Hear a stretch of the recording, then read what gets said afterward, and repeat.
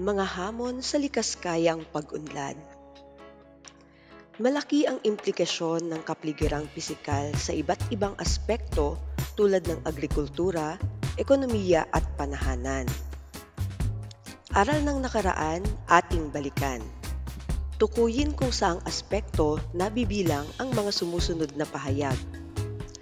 Ang mga magsasaka at mangingisda sa Timog Silangang Asya ay karaniwang nakatira sa bahay kubo. Panahanan. Maliit na bansa ngunit mayaman ang ekonomiya ng bansang Brunei. Mahigit sa kalahati ng taunang kita nito ay nagmumula sa pagluluwas ng krudo, petrolyo at natural gas. Ekonomiya. Kilala ang Thailand bilang pinakamalaking producer ng rubber sa buong daigdig.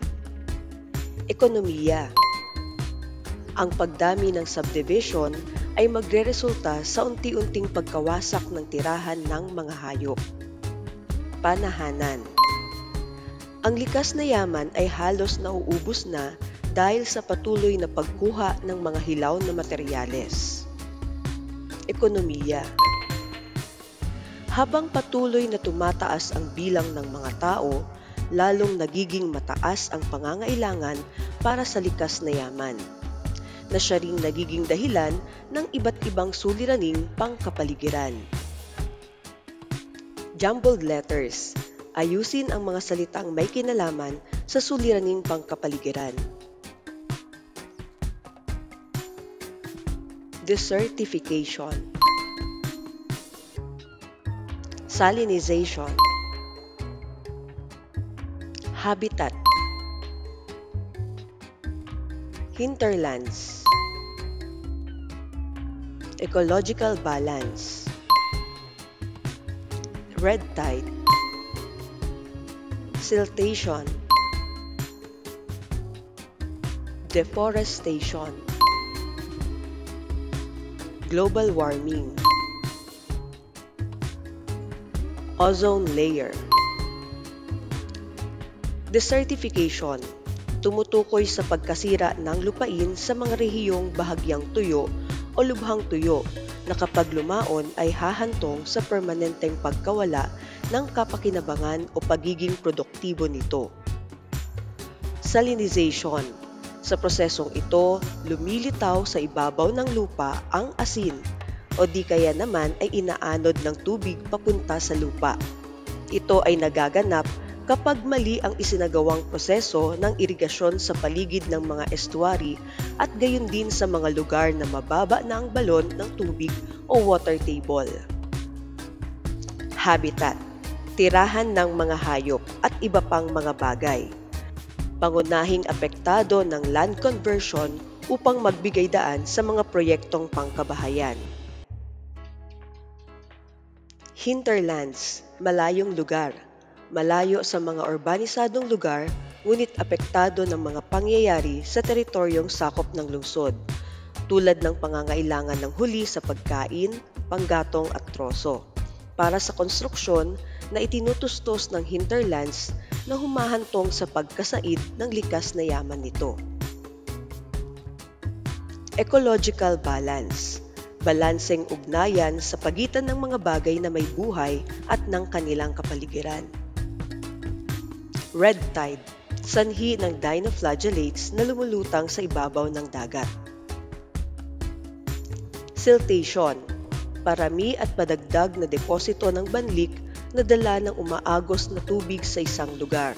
Ito ay bunsod ng pagkasira ng kagubatan at pagbaba ng lupa, gaya ng kondisyon ng lawa ng Tonle Sap sa Cambodia. Deforestation. Pagkaubos at pagkawala ng mga punong kahoy sa mga gubat. Ang Indonesia at Pilipinas ay mga bansang may pinakamabilis na antas o rate ng deforestation. Global warming. Ang pagtaas ng temperatura ng daigdig, sanhi ng carbon dioxide at iba pang greenhouse gas na nagdudulot ng pagkabutas ng ozone layer na siyang proteksyon ng mundo laban sa matinding init ng araw. Ozone layer, isang suson sa stratosphere na naglalaman ng maraming konsentrasyon ng ozone. Mahalagang pangalagaan ang ozone layer sapagkat ito ang nagpoprotekta sa mga tao, halaman at hayop mula sa masamang epekto ng radiation dulot ng ultraviolet rays. Tinuturing ang kontinente ng Asya bilang isa sa may pinakamayamang biodiversity sa buong mundo. Ang biodiversity ay tumutukoy sa pagkakaiba-iba ng anyo ng lahat ng may buhay na bumubuo sa kalikasan. Alamin muli ang mga sanhi ng pagkasira ng biodiversity.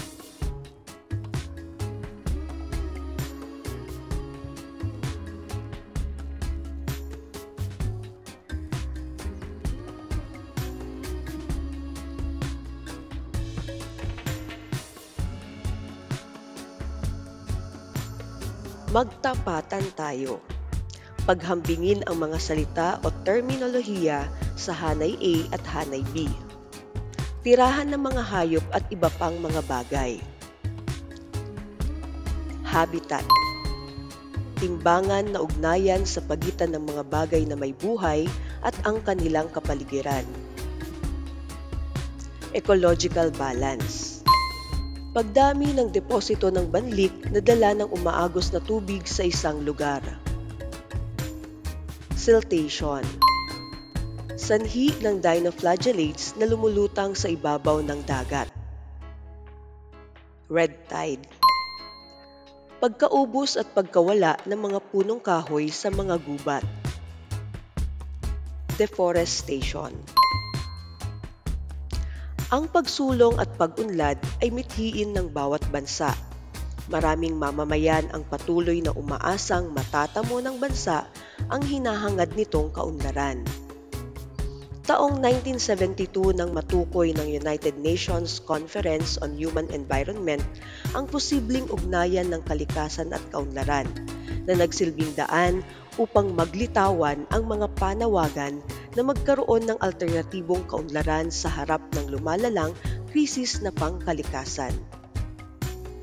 Taong 1987, binuo ng United Nations ang Pandaigdigang Komisyon sa Kalikasan at Kaunlaran o World Commission on Environment and Development o WCED upang pag-aralan at bigyan ng kaukulang solusyon ang suliranin sa kalikasan at kaunlaran. Binigyang diin din ng komisyon ang likaskayang pag-unlad o sustainable development.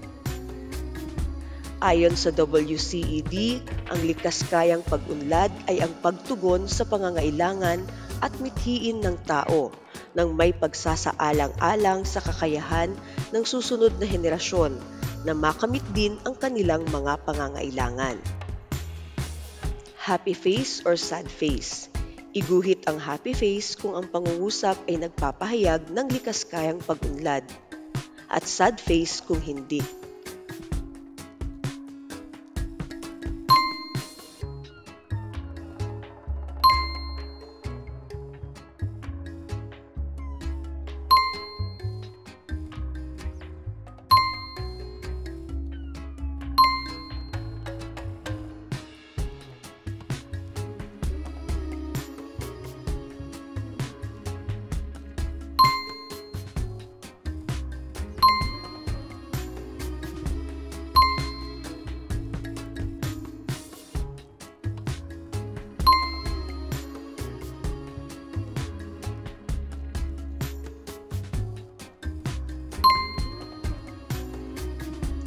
Kayang-kaya para sa pag-unlad. Punuan ang graphic organizer ng kaisipan o ideya ng makakayang gawin ng mag-aaral na tulad mo upang mapangalagaan at mapangasiwaan ang iyong bahay at paaralan.